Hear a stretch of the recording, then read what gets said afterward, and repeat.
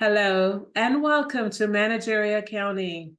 My name is Dr. Annette Moultrie. Hello, and welcome back to part 2 of chapter 2, Job Order Costing. This video and all other videos are on my YouTube channel is intended for educational purposes only. I do not own the copyrights to the materials presented. All rights belong to their respective owners. In part 1 of chapter 2, we discussed that job order costing and process costing are two traditional cost accounting systems used by businesses to track production costs. We discussed job order costing, which is a system that is used by companies that produce unique or customized products. We know that costs are accumulated for each specific job or batch, making it ideal for businesses like custom furniture manufacturers, accounting firms, and building contractors.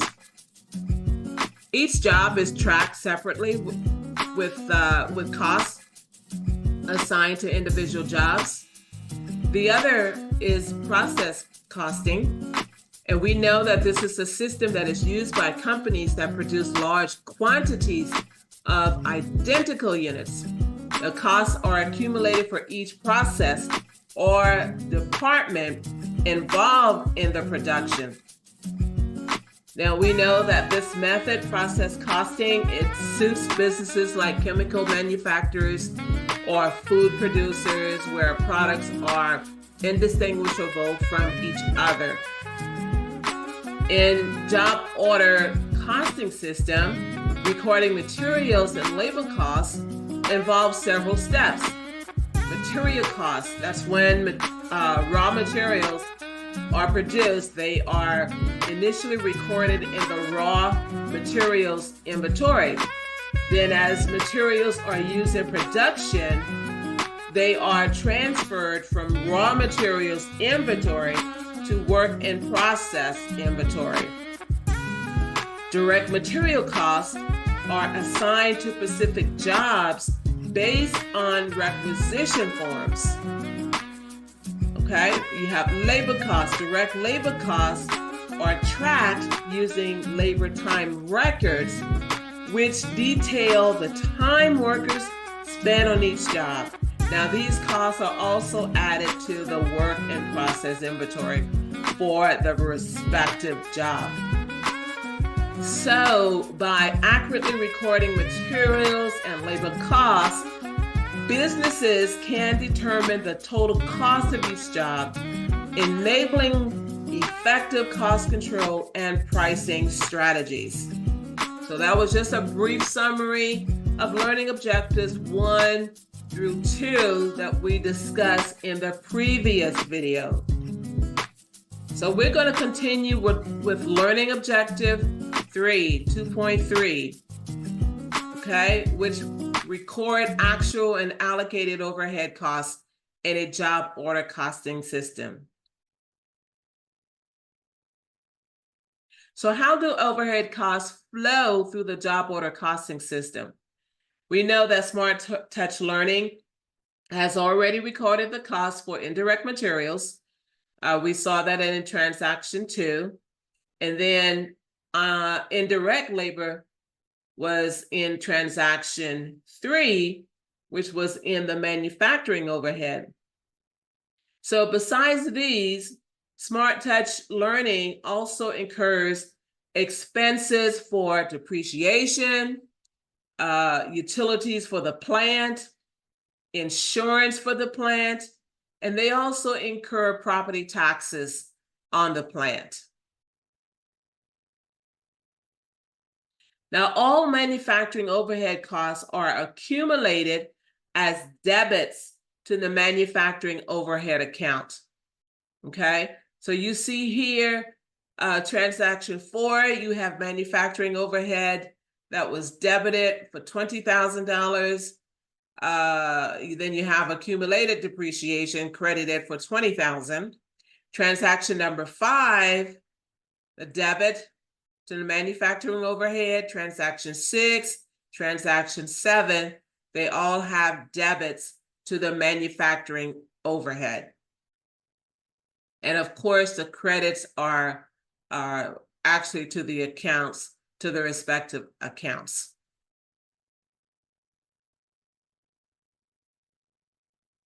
So by the end of the year, the manufacturing overhead account has accumulated all the actual overhead costs as debits. So you see here on the screen, you have the debit of $83,000 for manufacturing overhead. Transaction 2, 3, 4, 5, 6, and 7. In a merchandising company, these costs would have been recorded as selling and administrative expenses, which are depreciation expense, utilities expense, insurance expense, and property taxes expense. For a manufacturing company, these costs are not selling and administrative expenses, but instead indirect product costs and are accumulated in the manufacturing overhead account.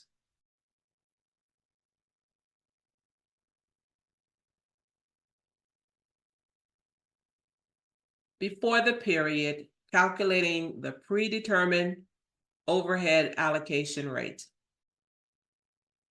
Now, the most precise allocation of manufacturing overhead can only be determined when the total overhead costs are known, which is at the end of the period. However, managers need product cost information sooner. Okay? Managers need product cost information sooner. So a predetermined overhead allocation rate is calculated before the period begins. Now, this rate allows companies to allocate estimated overhead costs to individual jobs throughout the period. The predetermined overhead allocation rate is computed at the start of the accounting period as follows. You have your total estimated overhead cost, which is divided by the total estimated quantity of the overhead allocation base. Effectively allocating indirect manufacturing costs to a job, it requires identifying a suitable manufacturing overhead allocation base. Now, this allocation base, it serves as a denominator linking indirect costs to cost objects, ideally reflecting the primary cost driver of those indirect costs. And a cost driver, it is the main factor that influences a cost to rise or to fall, to increase or to decrease. Manufacturers commonly use 3 cost drivers. For companies with labor-intensive production, direct labor hours or direct labor costs are appropriate cost drivers. However, when a production is machine intensive, machine hours, of course, serves as the suitable cost driver.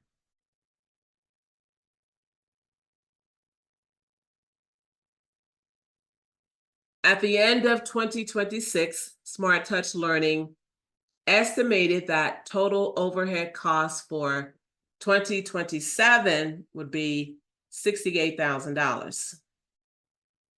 And they estimated that direct labor costs would be $170,000. The predetermined overhead allocation rate is equal to total estimated overhead costs divided by total estimated quantity of the overhead allocation base.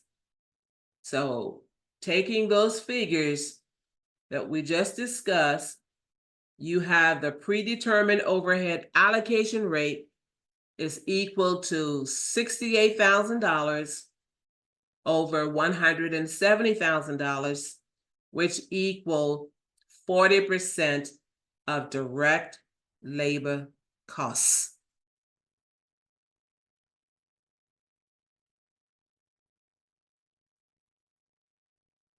As jobs are completed in 2027, Smart Touch Learning will allocate overhead costs using the predetermined overhead allocation rate, assigning 40% of each direct labor dollar incurred as manufacturing overhead costs.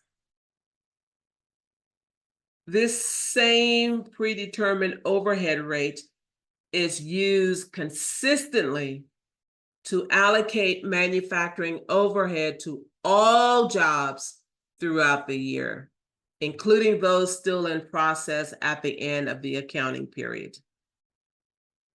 For instance, the direct labor cost for job number 27 is $1,250. And with the predetermined overhead allocation rate set at 40% of the direct labor costs, job 27, which produced 15 tablets, will have overhead costs allocated accordingly.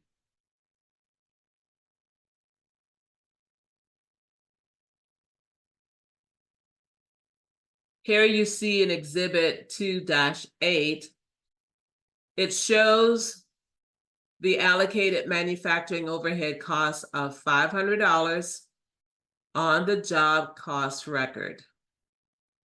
This is the job cost record.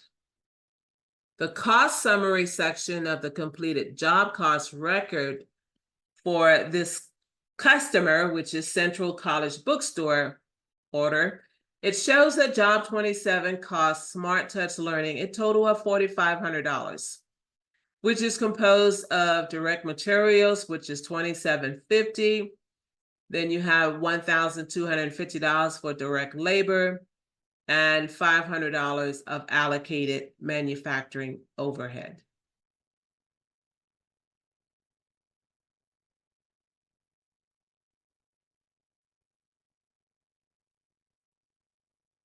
Smart Touch Learning total direct labor cost for 2027 is $160,000 direct labor costs, or $67,600, which is manufacturing overhead.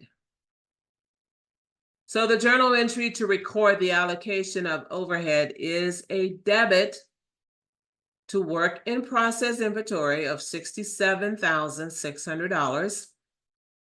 And then we have a credit to manufacturing overhead of that same amount. And that is transaction 8, overhead allocation.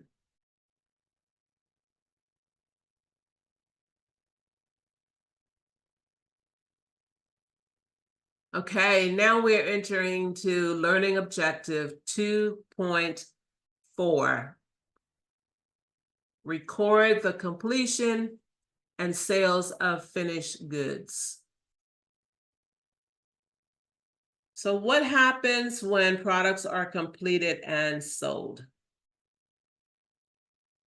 So after learning to accumulate, assign, and allocate the cost of direct materials, direct labor, and overhead to jobs, the next step involves accounting for the completion of jobs, recording the sales of jobs, and adjusting manufacturing overhead.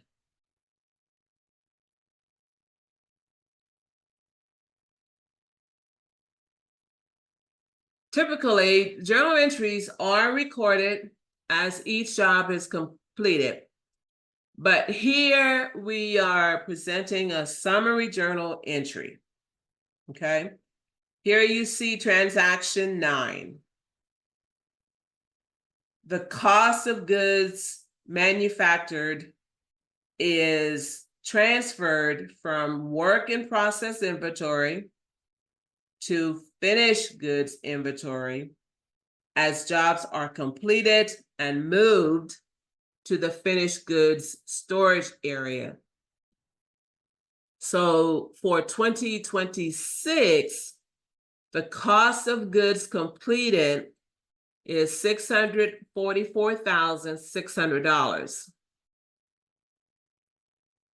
So here you see for transaction number 9, there's a debit to finished goods inventory and a credit to work in process inventory.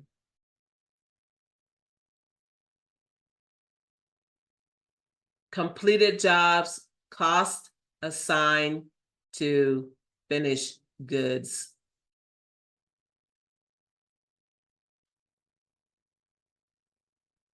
Here you see in transactions 10 and 11, it records $1,200,000 of sales on account for jobs with a cost of $584,600. Smart Touch Learning records 2 entries, one for the sale and the other to recognize the cost of goods sold. So for transaction number 10, there's a debit to accounts receivable for $1.2 million, and then there's a credit to sales revenue. So that's sold jobs on account. For transaction number 11, there's a debit of $584,600 to cost of goods sold and a credit to finished goods inventory.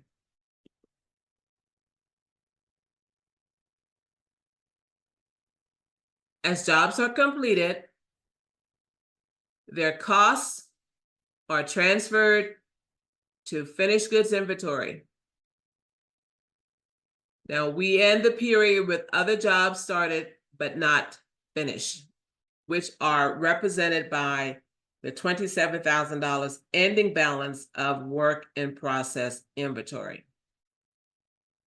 We also have jobs completed and not sold, which are represented by the $60,000 ending balance of finished goods inventory. So here you see the balance of $27,000 in the work in process inventory, and then you have the $60,000 in the finished goods inventory.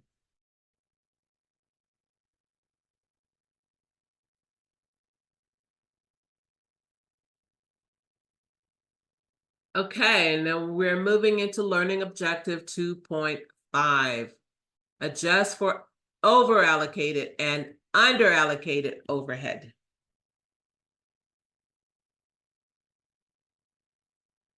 How is the manufacturing overhead account adjusted? Now, because Smart Touch Learning allocates overhead to jobs using a predetermined overhead allocation rate based on estimates, an adjustment is required to manufacturing overhead at the end of the period. So at the end of the accounting period, the underallocated and overallocated overhead is adjusted by closing the manufacturing overhead account. Now, overhead is underallocated when the company allocates less costs to jobs that actually cost than actual costs incurred. Again, overhead is underallocated when the company allocates less costs to jobs than actual costs incurred. Overhead is overallocated when the company allocates more costs to jobs than actual costs incurred.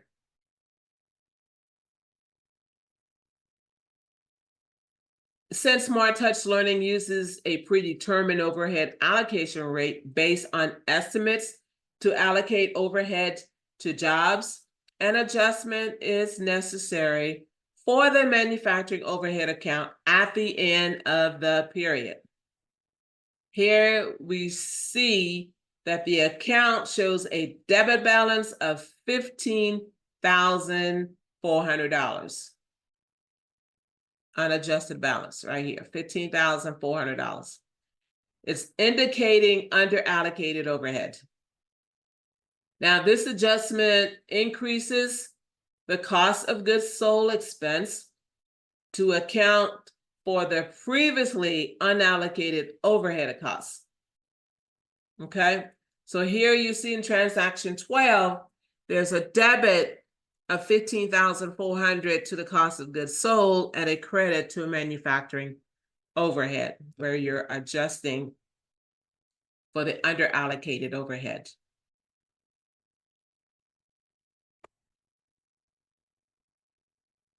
The manufacturing overhead account balance is now 0. And the cost of goods sold account reflects the actual cost of producing the product. Okay?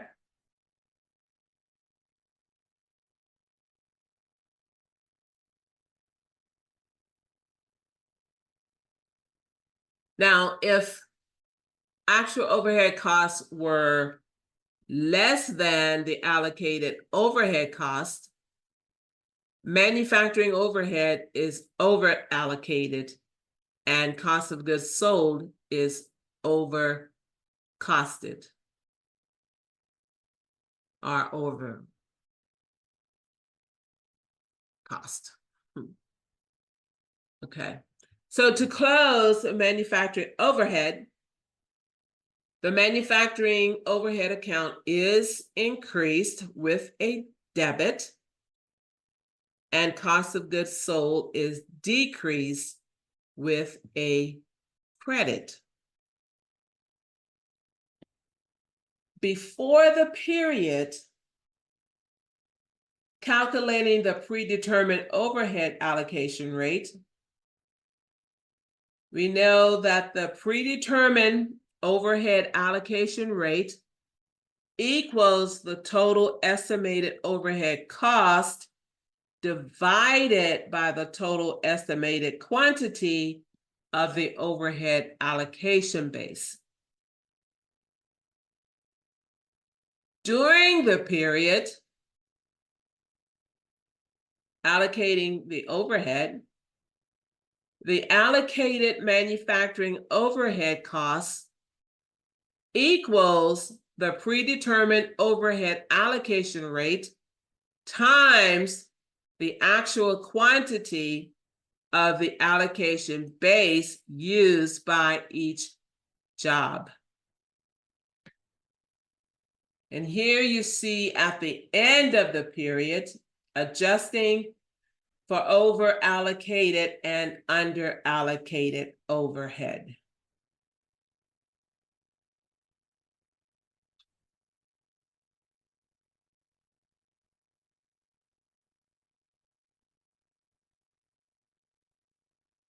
And this is the end of part 2.